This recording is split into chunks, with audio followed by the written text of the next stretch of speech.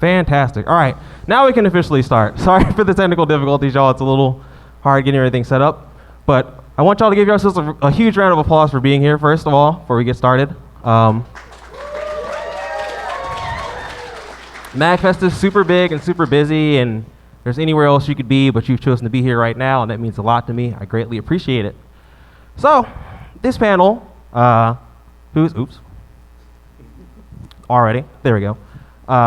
Real quick, what this panel is going to be about. This is going to be a quick introductory panel.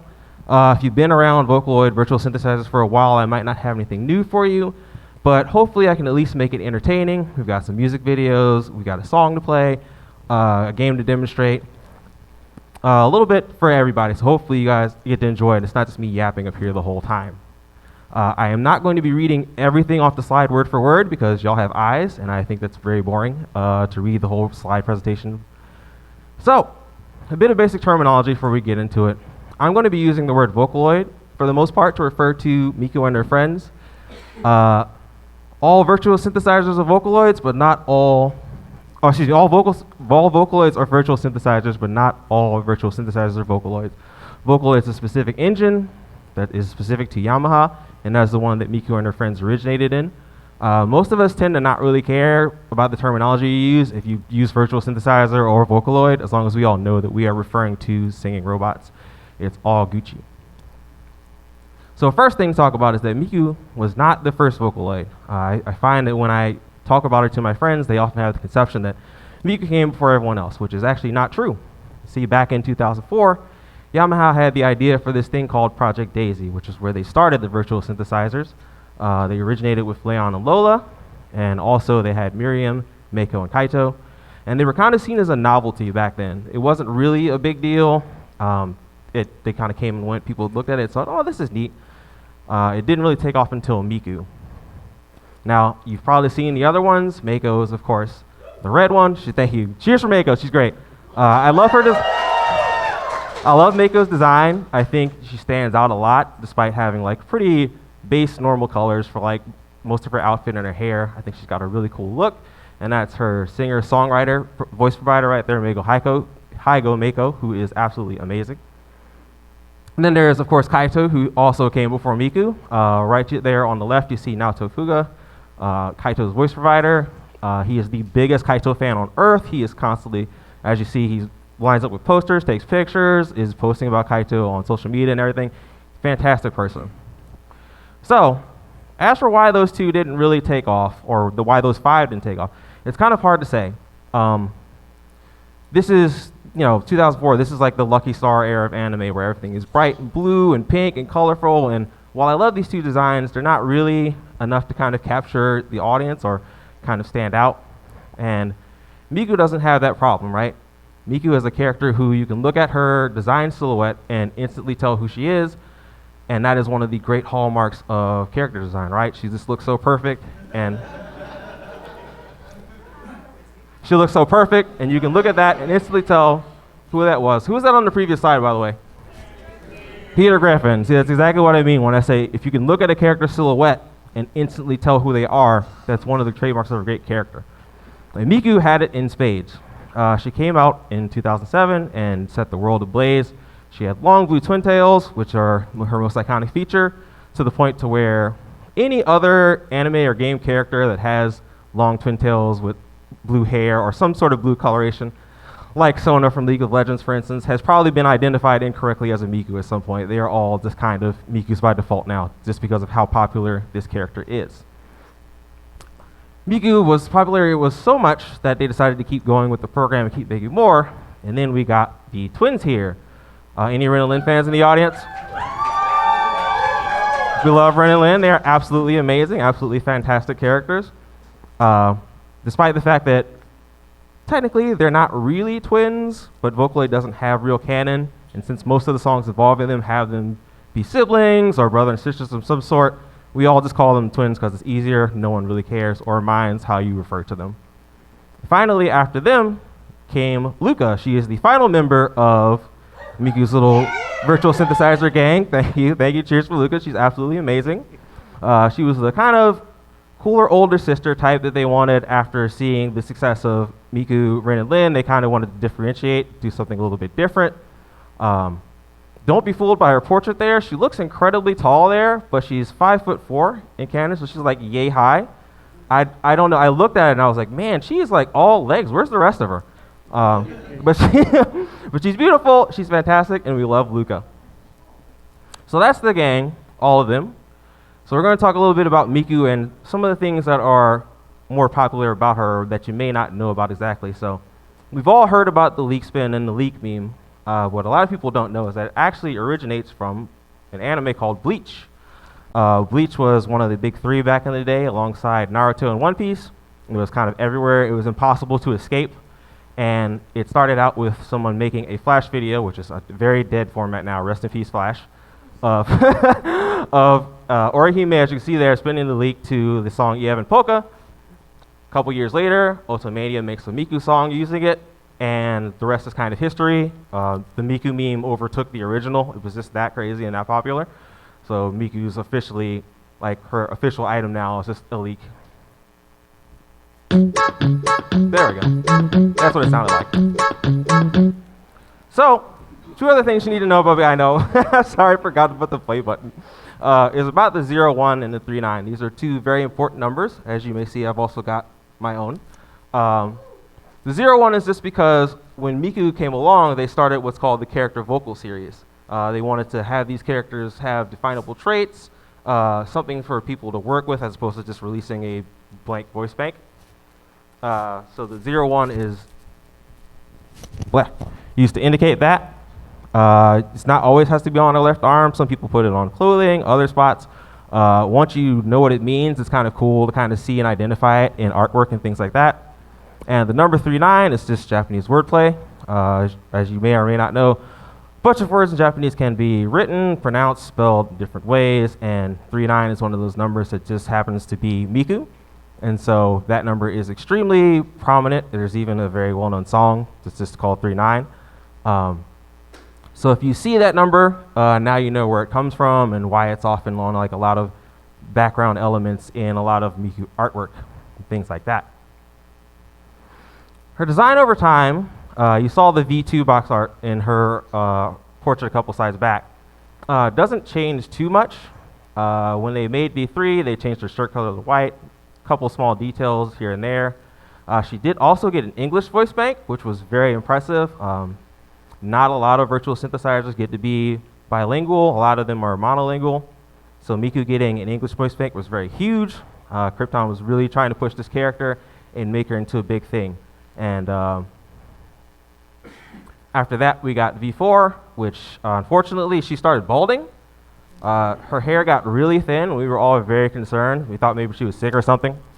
And then she got V4 Chinese, which is a huge feat again. Krypton really wanted this character to kind of take off after seeing how popular she was. So now they gave her 3 different languages. She's got Japanese, English, and Chinese. And she's got a bunch of little different design elements, as you can see there on like the skirt, the shoes. It's not too different from her original design philosophy, but just kind of enough to fix her, you know, make it a different iteration. And last but not least, there was Hatsune Miku NT.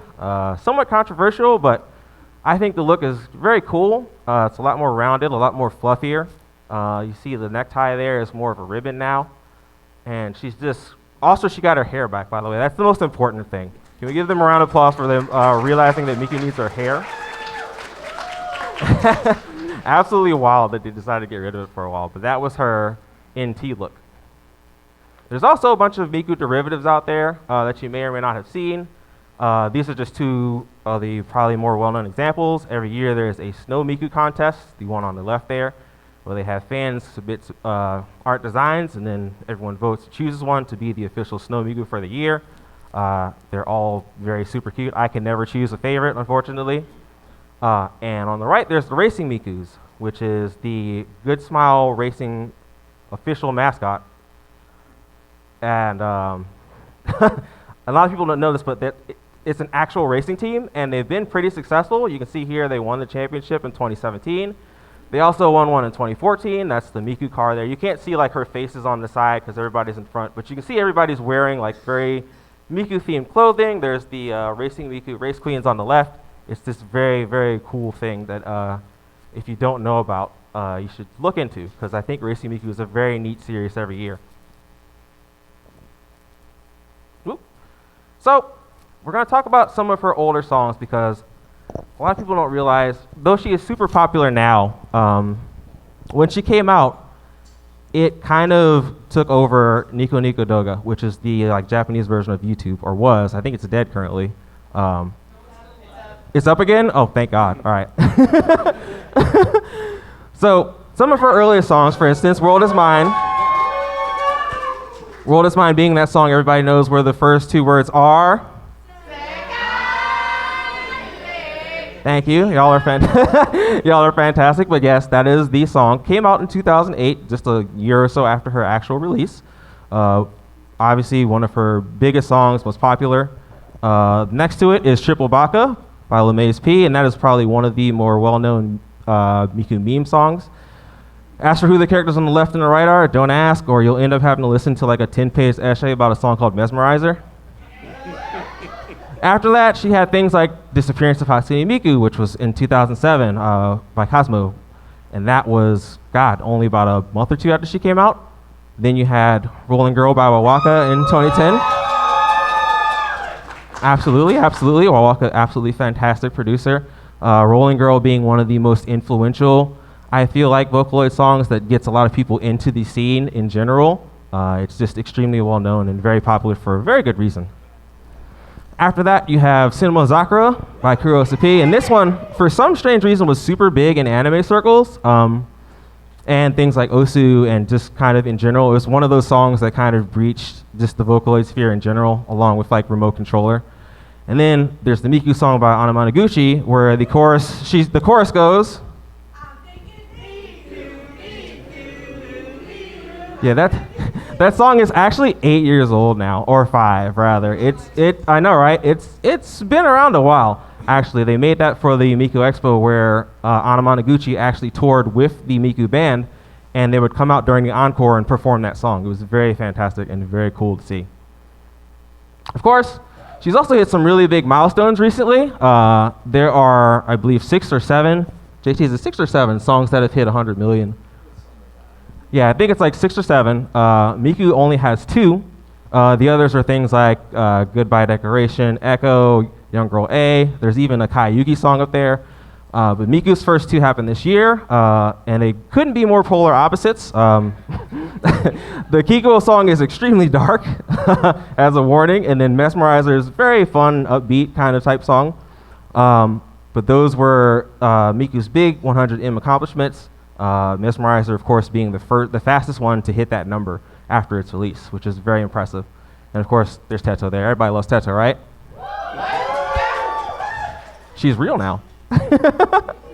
So, when we talk about Miku as a character and some of these songs that you've seen and heard, oftentimes she's either telling a story or portraying a character or doing much more than just singing a song itself. Over time, she's come to embody a lot of those songs and characters and stories, and this has made her feel very real and very personal to a lot of us.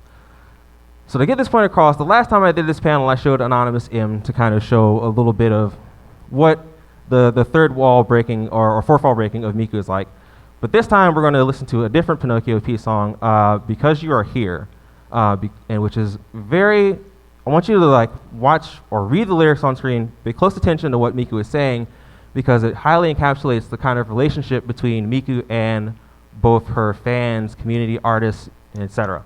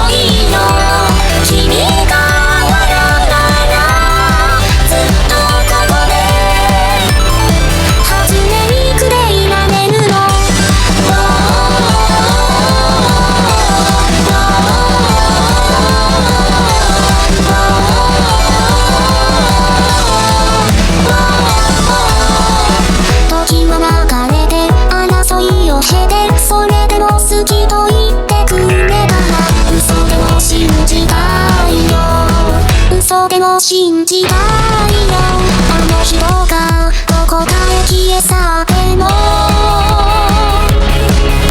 君がまたそばにいてくれるならひどく無機質で優しい人の気のメロディーが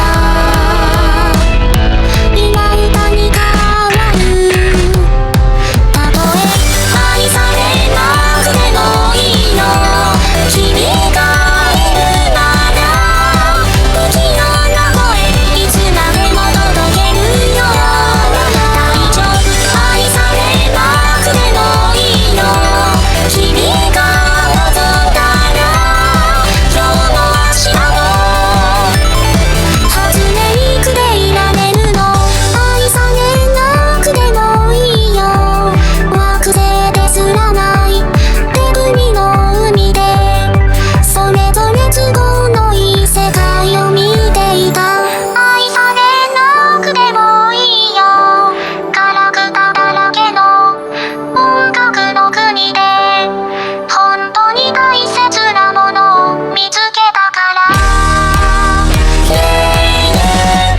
愛されなくてもいいの君がいるなら私がまだ歌っていられるよ大丈夫楽しいわけが終わっても君が笑うならずっとここで初メイクでいさせてね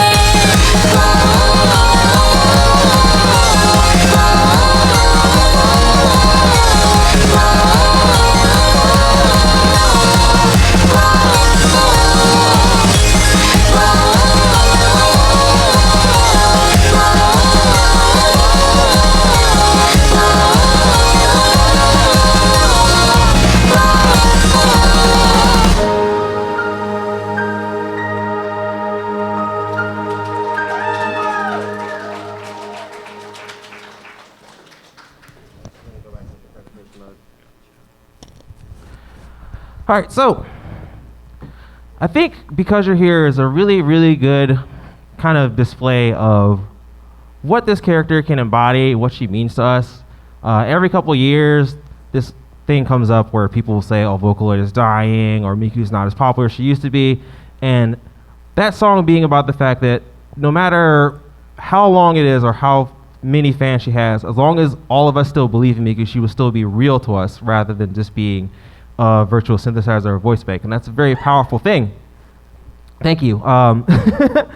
So we take this character who is a blank slate and we make her real and make her into a bunch of different things as she tells different stories and is used to kind of talk about different themes, or sometimes it's just silly pop songs, but a lot of times she gets to do very cool stuff, like be an assassin, for instance, in Michi M's Assassin Princess, which if you haven't seen that video, it's very stylized and very cool. I highly suggest you give it a look. She's also been things like Cinderella, you know, classic folklore character, in Cinderella by Signal P. She has a very, very cool thing going on with Kaito in that one. Or she could be something more fun, like a drum major. Dore Mi Fa Rondo by 40MP is such a kind of cute and upbeat song. She's got her own little drum major dog there, who is absolutely fantastic. Or something like a flight attendant, which I'm sure she'd be pretty good at, right? Miku would make a good flight attendant, you think? As you can see, she's also got short hair there. That's important to note. Or she could just be gay. Can I hear it for the gays one more time? Yeah, that is Magnet. That is probably one of the arguably the most well-known Vocaloid duets for a very good reason. It goes over very important themes about LGBT relationships, particularly lesbians, and it's super powerful, and I feel like everybody should listen to it at least once. Her relationship with Godzilla also goes way back beyond Fortnite. There's this song called Gigantic Girl where she fights Godzilla. I think that's where they first became friends, and now they just end up finding each other in every universe for some reason. She could also be a guy. There is a rather well-known gender swap called Hatsune Mikuo. You often see people cosplaying or doing art of this character, and it's a really kind of neat spin on the original. He retains the original design elements, but has like the shorter hair and still has the hair accessories, things like that. or she could just be a hero. And I wanted to point out this one because if you look at the screen there, she's got like short kind of afro puffy hair, and she's very red. But despite that, what you see on the screen there is still a Hatsune Miku. These characters are blank slates to be used in any sort of way that you feel or want. So don't feel like you always have to draw Miku looking exactly like she does on the box art. Of course, I'm a furry, so I have to mention a lot of people do draw furry Mikus, which I think are neat. Usually things like rabbits, rats, dogs, because canines are very popular. There's also some out there ones like Hamster Miku, which is very big if you're into Hamtaro. There's Garfield Miku, which is very big if you hate Mondays. Does anybody hate Mondays around here? Exactly. So again, as I kind of mentioned before, this character can be whatever you want. The sky is kind of the limit. Go nuts, right? So we're going to talk a little bit about the concerts, because now you know Miku has a bunch of songs. She's very popular. She's getting out there, and a bunch of people got together and said, wait, we could make a concert out of this, right? She's a musician, so why not? The only hard part was they had to get her out of the computer, which turned out to be pretty easy. They do it via a projection. Some people use the word hologram when referring to what you see on stage at the concerts, but that's kind of a misnomer. Technology isn't that great. It's actually still a projection on the screen. It just looks so good that you think it's an actual hologram. Magical Mirai is the one I bring up as an example here, because while it's not the first Miku concert, it is kind of like the Miku Mecca, the biggest one. It is absolutely worth going to. And you can ask my friend JT here in the front if you want to know what it's like in person. He's been to it a bunch of times and told me all about it. I hope to go next year myself. But Magical Mirai is very cool and just very amazing overall in general. How many people here have been to a Miku Expo or a Miku concert? A few, okay. They did have it last year. They had Miku Expo in the US, or this year rather. God, time. No, last year, it's 2025, I'm sorry. I'm really bad with time. It used to be bi-yearly. I've been going since 2014. It was in 14, 16, 18, and then we don't talk about 2020. But if they do come back next year, or rather in 2026, I highly suggest you all give it a look, try to buy a ticket. They go all over the US now. It's a lot more accessible. And just to show an example of what that looks like, I'm going to show you a song from Magical Mirai 2020 called Darling Dance by Kairiki Bear. It took me a minute to remember what I was referring to.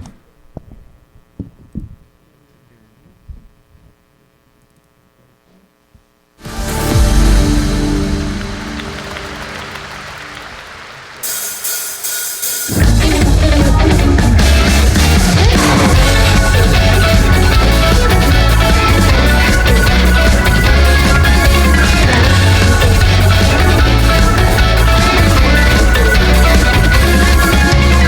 最初ね愛だって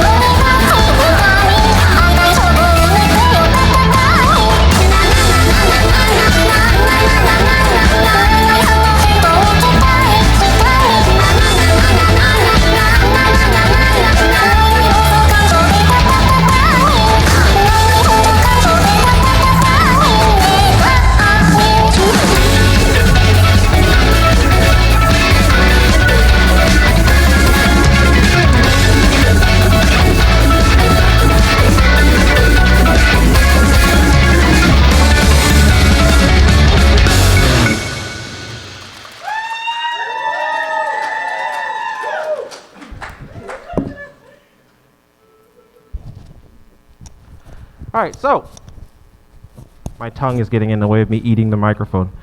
As you can see there, the concerts, Miku is actually backed by live human players. She is the only one that is kind of pre-recorded. It's kind of funny. The one time in an interview, the band members mentioned that it's harder for them because they have to show up and do their best every time, and Miku will be perfect every time. She'll never have any faults or flaws in the performance. It's a lot of pressure, you know? But yeah, Magical Mirai is one of those big things in Japan. We ourselves didn't get our own concerts here in the US for a while. Remember, Miku came out in 2007. We didn't actually get an appearance of her in the United States until 2011, and that was Mikunopolis in LA. Krypton partnered with Anime Expo, and they were like, well, let's give them a taste and see how it does, you know, how she does, how popular she might be. And they were completely rolling out because the show sold out very quickly. They even simultaneously live streamed it. It was this really big thing, and kind of the point at which Krypton realized that this character had a fan base in the West, to the point to where we eventually got Miku Expo. This started in 2014. It wasn't really as big as it is now. Back then, the only two destinations in the United States were New York and LA. So if you lived anywhere other than on the coast, you were kind of out of luck, or hopefully you had enough money to buy a flight and hotels. But over time, as her popularity has grown, they added a lot more stops. Miku Expo has now started to go places like in Europe, like France, Germany, London, Spain, or even other parts of America now, Arizona, Florida, New Jersey, and then of course you have Mexico. She's just kind of become this very big international pop icon, and Miku Expo is one of those big things. It's the one that we get here in the United States. And I'm trying to think of how to describe it. It's very similar to like MAGFest in vibe, where everybody there is all there for one singular purpose, and you're all just kind of vibing, having fun, shouting out memes or talking about your favorite songs. It really is an experience in a world in and of itself. So even if you feel a little nervous maybe about attending, just remember that everybody there is also a Vocaloid fan, and they'll probably be insanely happy to chat with you about whatever your favorite is, whether it be your favorite character or your favorite songs. Of course, Vocaloid started to go far beyond just music as well. Eventually, it got into print media. There are now manga and light novels, some of which usually portray an artist's particular song and kind of flesh it out into its own world. Like I mentioned before, a lot of these songs, Miku and her friends are portraying actual characters, like in Cinderella and things like that. So there's a couple of those. Particularly, one of my favorites is the Disappearance of Hatsune Miku light novel. It's very heartrending, but also a very good read. And there's things like the Evilonius Chronicles or the Kagero Days project. Just, you can kind of look around and see if your favorite producer has something out there, because a lot of it has now been translated and is available in the West, and it's very cool. So beyond songs and beyond manga, as Miku's popularity expanded, she started to appear in anime as well. Any Lucky Star fans in here? Back then, it was kind of a thing to where you would see like a character in the background or one of the main characters like cosplaying as Miku usually, or one of the other Vocaloids. Over time though, especially recently, she started to get bigger roles where she is now an actual character within the series, usually around for multiple episodes or the whole thing. As you can see in the top right there, that is Netflix's Yakitori, where she is a bunny rabbit, little AI assistant. And in the right one, where she is a mecha pilot for some reason, it's like a get in the mech Miku or Luca will have to do it again kind of energy. But it's a very fun show, and also Godzilla's in it for just a very brief minute or so. Like I said, they find each other everywhere. And yeah, she's also in Fortnite now. And my friends have been asking me about this all week, and I'm like, look, I'm bad at Fortnite, but it's very cool that she's there. As you can see her hitting the gritty, as we all would do if we were in Fortnite. If you want to find a little bit more about Miku, Krypton does post all their promotions, their shows, all that stuff on their Twitter. I don't think they've moved to Blue Sky yet. I'd have to double check that, but there's also their Instagram, where they, like I said, cross-post a lot of their promotions, song releases, that kind of stuff. Give them a follow if you want to know a bit more about Miku's kind of day-to-day. So, we've got the songs, we've got the light novels, we've got her appearance in anime. Of course, she deserves her own game, right? And that would be the Project Diva series. Anybody here play Project Diva before? Show of hands. Excellent, excellent, good. Because I'm going to need somebody who's willing to come up here and demonstrate the theme song for Project Diva Megamix, Catch the Wave. JT, I'm going to choose you. Come on. Yeah. JT, come on down. Everybody give my friend JT a big round of applause. I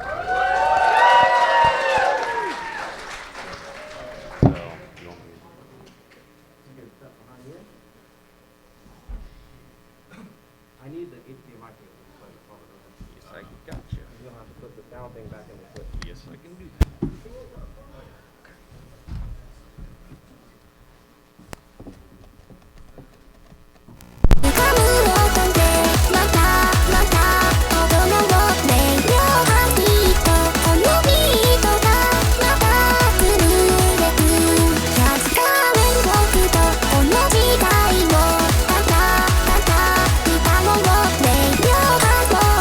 The only thing harder to get in right than USB cables is HDMI cables. I have constantly messed that up.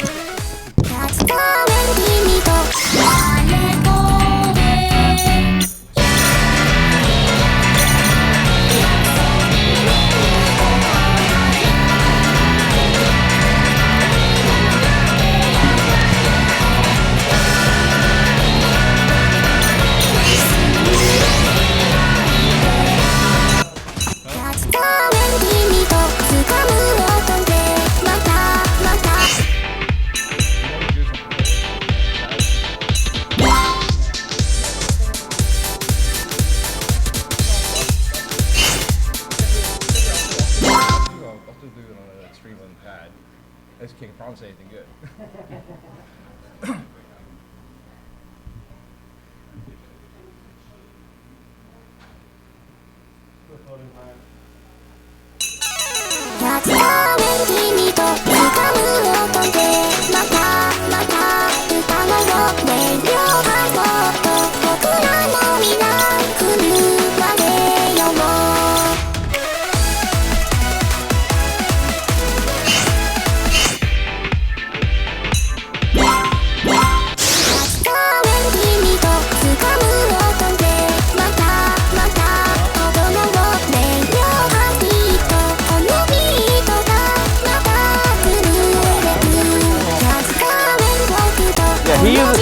JT uses an actual arcade pad. I'm making him suffer right now by making him play on this one. Now give him your energy. Everybody give him one more round of applause.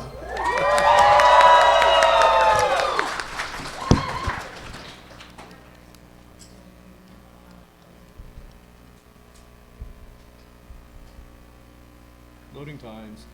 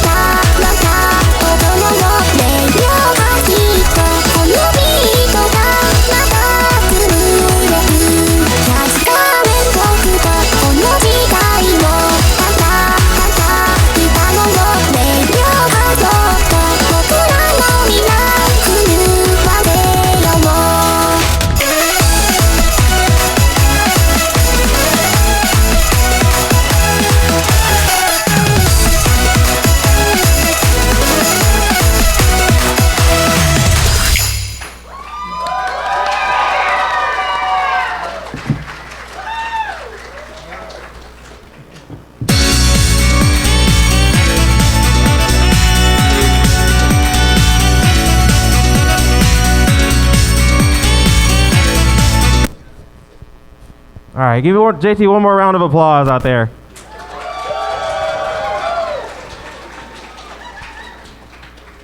By the way, when he was talking about playing on pad, while I'm talking about the games, actually, I'm going to pass this actual gamepad around so y'all can see what he's talking about and what it looks like. You can just snake it around the room here and bring it back when it gets to the last person.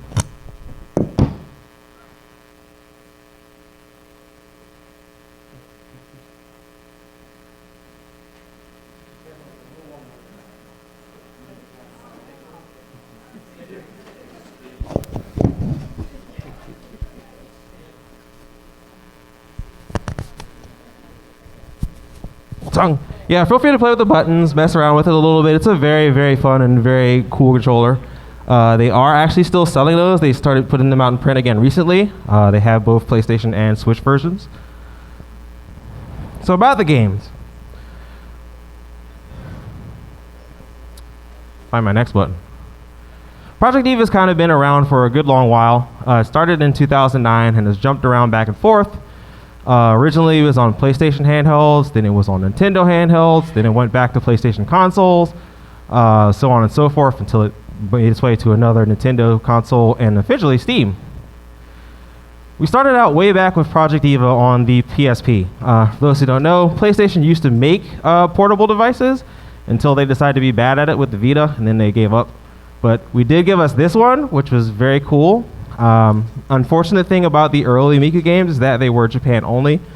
This was all kind of like before 2011 where she had her big appearance and eventually them kind of starting to realize that Miku had a fan base over here. So we didn't actually get this one in the West. Or this one. This is Project Mirai, which is the next game that came out. And yeah, that's Reverse Rainbow. It's a fantastic song, by the way. Project Diva was on the Nintendo 3DS, and it was very cool for the fact that it included the green one. Any big Gumi fans in here?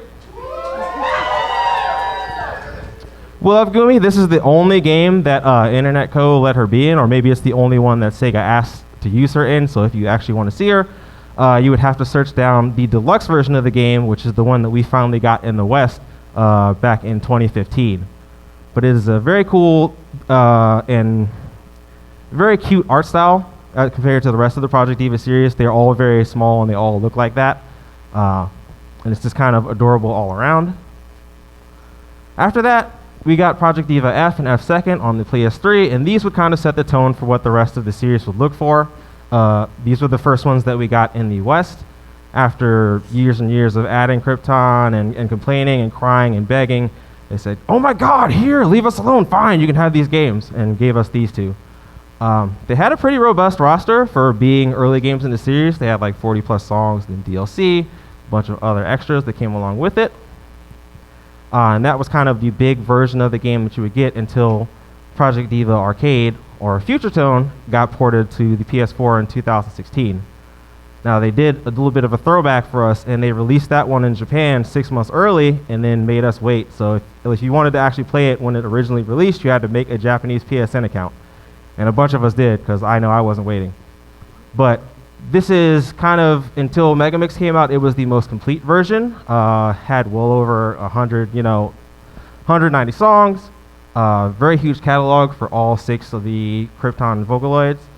And just kind of very cool and very kind of fun to play in general. They actually have 2 cabinets downstairs. They are in the back right of the arcade room. So if you haven't stopped in to look at them, please do give them a try. It's very fun, and even if you haven't played rhythm games before, it does have kind of an easy and normal difficulty that kind of only use 1 or 2 buttons. The game kind of eases you into its mechanics just to make it easier for those who may or may not have played rhythm games before. The one that JT just demonstrated for you all was Project Diva Megamix. Now this is kind of one-to-one with Future Tone. They're kind of the same except for a couple songs that didn't make it over from Future Tone, I think for licensing reasons. But there's not really too much difference between them other than the look. They use a different shader for this game, so the characters look a little bit brighter, a little bit more cartoony. It also has tilt controls if you want to play with tilt controls for some reason. I hear that's very popular on Nintendo games. Eventually in 2022, this also came out for Steam. And I think the cool thing about the Steam port is that you can mod it and bring in a bunch of other old songs and custom songs and things like that. It's got a very, very big mod scene. If you want to play a non-music Miku game, by the way, there is Miku Fitness Boxing. Fitness Boxing is one of those kind of long-running Nintendo series that they kind of, I don't know, taken to the next level with things like Ring Fit Adventure, and apparently they've been very successful for them to the point to where now we have a Miku version that you can pick up. It does have 3 different characters. Unfortunately, we don't get Mako and Kaito. They are, I guess, a little bit too old, maybe. But if you want to play this, it's a very good game, very good motivation, and who better to help you get fit and in shape than Miss Miku herself? Of course, Miku is in other games because at this point she's just so big. She encompasses things that aren't even her original media. One of the biggest and best examples of this is Groove Coaster. Thank you. But I love that there are Groove Coaster fans because that game is near and dear to me because it's very easy to play and pause. But there's a Nintendo Switch version called Groove Coaster Wildlife Party. It is different from the Steam version, which I hear is not really too great. The Switch version is a lot more complete and a lot more loved.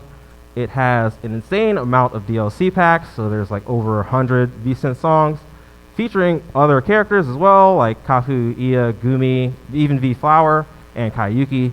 It's extremely worth looking into. I love Groove Coaster. There's even people that make custom controllers that resemble the ones that are on the arcade cabinets. And if you need any help finding those, feel free to hit me up after the panel or online. I will happily show you where Yuan-Kan's store is. I would talk about other games that she's in as well, but if I listed every rhythm game that there's a bunch of Vocaloid songs in, we'd be here all night.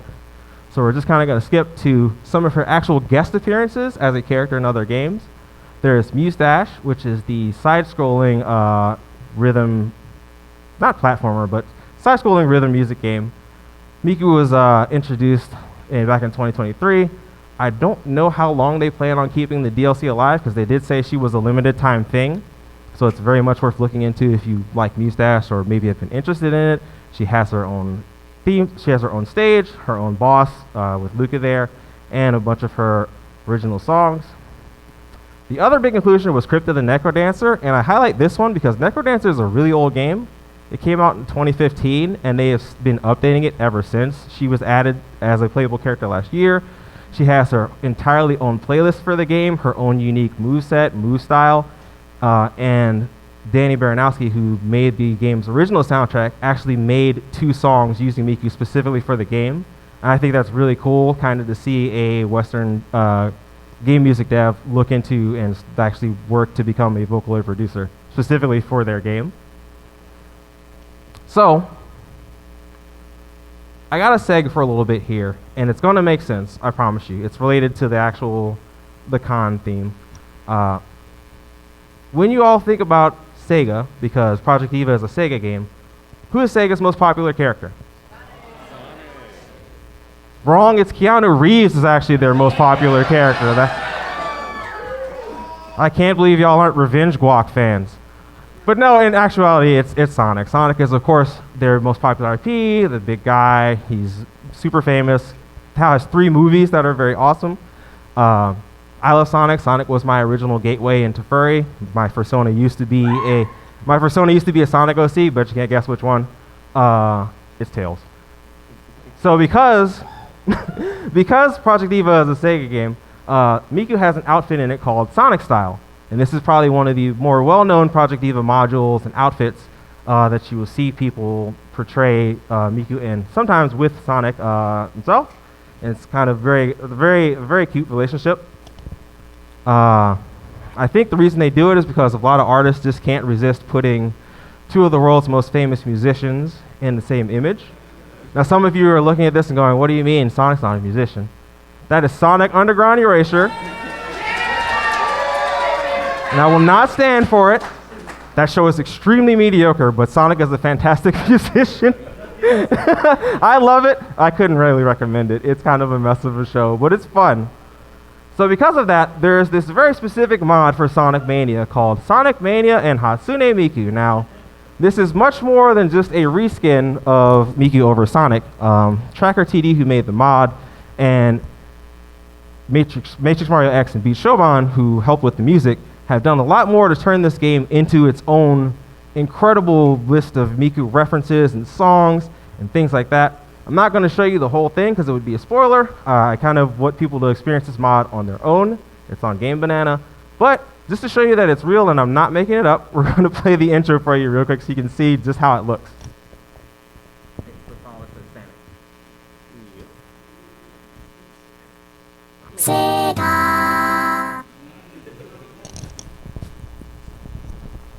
I didn't have the right window up in OBS when I started recording.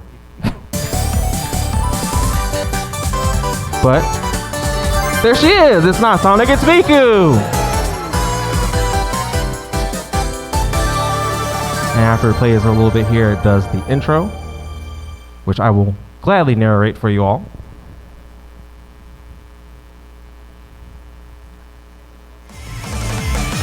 The year is 20XX. The virtual diva Hatsune Miku is performing a sold-out concert in Tokyo. There's a number 39 in the background, by the way. Suddenly, a strange portal is behind Miku. The crowd screams. But Miku is oblivious and gets pulled in. Oh no! Save her. When Miku wakes up, she's in a strange forest in a strange costume. A talking two-tailed fox explains the situation. I love Tails' expression. He's very confused. He explains the CEO of Krypton Future Media, who created Miku, has invaded this world! There's all his henchmen. Even worse, he has still an army of Miku's past collaborators to assist in his takeover. Good old Hiroyuki Ito. The CEO is apparently planning to install Miku as the world's mascot and establish dominance over something called a Sega. To make matters worse, the world's legendary hero mysteriously disappeared after his last adventure. This is canon, what happened after Sonic Forces. But Miku's new attire gives her the legendary hero's ability. Miku decides she hates the CEO's plans, teams up with a two-tailed fox named Tails to free the world from Krypton's control. Fight, Miku, for everlasting peace! And again, I feel like out of all the mods I've ever played, Sonic Mania Hatsune Miku is my favorite. Probably the only one I would say I even remotely like as much is, and there she is in action, is the Super Totsugeki 64 mod for Super Mario 64, which puts Mei in Super Mario 64 from Guilty Gear. It's extremely funny. So that's kind of the everything about what Miku has been in as far as songs, music, print media, anime, and even video games that aren't her own. We somehow find ways to put her in there, to the point where once you start to recognize Miku, she's inescapable. It's like Vocaloid references and Vocaloid music are kind of everywhere, and I think that's really neat because she is this very big crowdsourced idol. There's no like official Krypton songs. Everything you see about her and everything you hear in the concerts is all produced by fans. And that in and of itself is an amazing thing. So, real quick, we're going to talk about the merch as well, because why not, right? As you can see, I have made very responsible financial decisions with our big lady up here. And I'm going to keep her up here a little bit after the panel, by the way, if people want to come take pictures with her. Big Miku is absolutely fantastic, and everybody should get one. But the merch comes in all shapes and sizes. It used to be just kind of like charms and things like that, but now it's to the point to where anything you can think of, there's probably a Miku version. There's all kinds of Miku fashion, Miku watches, Miku coin banks, very round Miku. That was a limited run squishable, and it's very great. I think some people still sell them on eBay if you are really desperate to get you a big squishy Miku. I have one. I think it's the most amazing thing in the world. And mainly, I'm just going to go over the figures real quick, because a lot of people kind of have seen them but aren't quite sure what they are. So just to kind of help differentiate what these are. The Nendoroids are the small, tiny ones you see. They come in these very kind of cute square boxes. They have interchangeable parts. They're usually sold on Good Smile's website as limited pre-order items, and then they get to you like a year or so later after production. Nendoroids are by and away kind of the most accessible just by how cheap they are, how small they are. They're easy to store or display somewhere. You don't need a whole lot of room. And you can kind of create Franken Nendoroids, which if you've seen like some of those cursed pictures of like Miku on Rin's body or something, that's where that comes from. It's from Nendoroids. The other type of figure is Figma. These are posable. If you've ever seen like those little wooden figures that artists use to kind of help them with poses and things like that, Figma kind of works very much the same. She's got joints and articulation all over that allow you to style her, pose her different ways. If you can't come up with ones, they usually put a couple examples on the box. You know, if you're like me and like cannot ever come up with a pose idea. And the last is the scale figures. Now these are the most expensive of them. The statues, they can be anywhere from like 1/7 scale, which isn't too big, to like 1/4 scale, which is like this big, yay high. And they're usually very expensive at that point. They're like $300. But scale figures are very neat because of the amount of articulation they have in them. That is the Miku hood design from Clover Club, and one of my favorites, absolutely. But you can see there, it's way, way more detailed than the Nendoroids or the Figma, thus the higher price tag for them. You can find Miku merch everywhere pretty much, online. There's a lot of sellers. There's even in person now. Like she has official collabs with FYE, which is a mall store known as For Your Entertainment. You can usually go there and find little Miku doodads, odds and ends, clocks, ramen, figures, that kind of stuff. There's also Hot Topic and Spencer's as well, and some odd like pop-up shops if you live in California, where Fuyu does like official releases themselves there. So we've come to the end of the app section. We're gonna watch a couple of videos here about some of the Miku collabs from the past, some of the more noteworthy ones anyway. The first, before we get to the videos, I would like to highlight there was something recently called Project Voltage, which was a collab with Pokemon. They did, thank you, yeah, huge round of applause for Project Voltage, please. That thing is amazing. There's a different Miku for every Pokemon type and a song to go along with it made by a notable Vocaloid producer. There's a bunch of vendors down there in the dealership I've seen that actually are selling like charms and merch of the different Project Voltage Pokemon Miku, which is very cool to me. My favorite is the Miku Baseball collab, which they do with the Japan Baseball Pacific Leagues. I just like the cool outfits. They're very different and in theme for each of the teams. My favorite is the Lions one, which is top center, the blue and white one. So moving on to videos, we all know that Miku's most notable trait is her hair, right? So it makes sense that she would have a hair commercial. And it's a little, well, I'll just let you see it.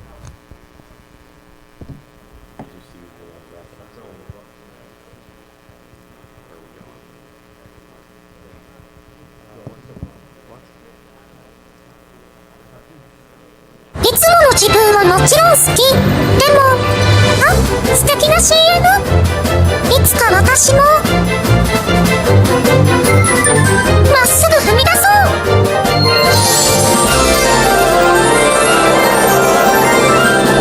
さあ今まっすぐに生きる。後でほら歩き出せばここから憧れがステージ。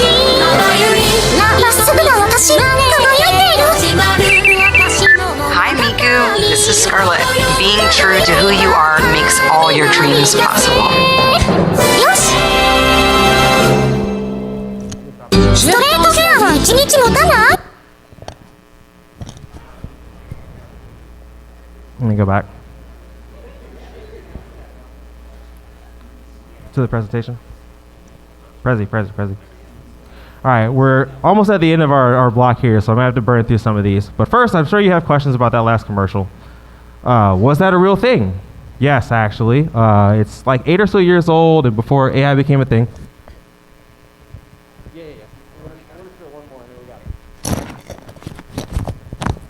So that was a real deal. Was that really Scarlett Johansson? Absolutely. How are her and Miku friends? I don't know. What? I don't have an answer either, honestly. I just think it's a very neat commercial. So, we're gonna have to burn through some of these because we're at the end of our time. But I am gonna leave you all with Miku's most biggest and most important collab. I'm sure you all know which one it is. So without further ado, our final video before I get out of here.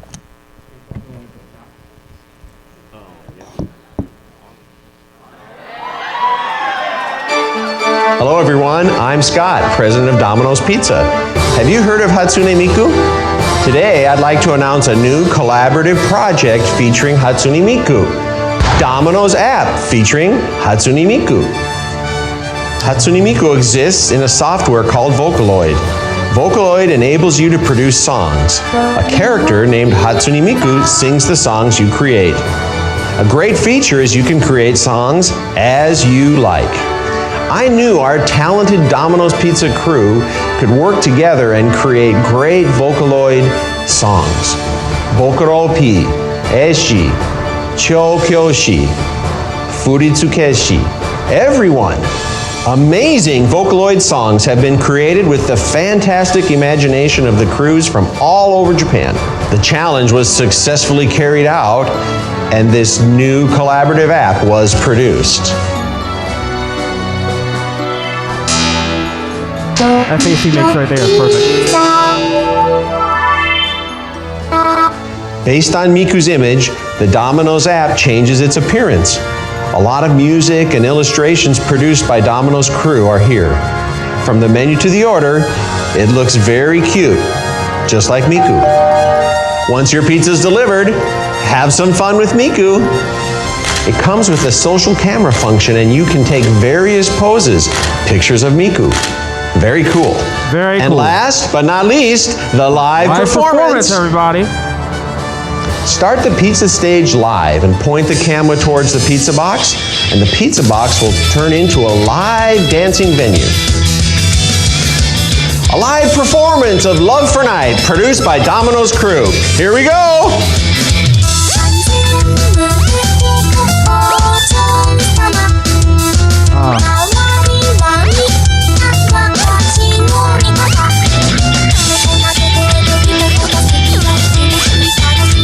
Let's enjoy the rest of the performance with the app. All right, so before you all go, I just want to say thank you all for coming. Again, everybody being here means a lot, so give yourselves one last round of applause. Before you leave, as a token of my thanks, my sister has, if you will come up here real quick, she will give everybody a postcard and a sticker as a little bit of memorabilia for being here. I like to give everybody a little something when I do each panel. And this is, the one I've chosen for this one. So please, before you head out, just come up real quick, ask her for one of each. And if you would like to take pictures with the Big Miku or myself while we're doing Teardown, feel free. And thank you all for coming, and have a fantastic MAGFest.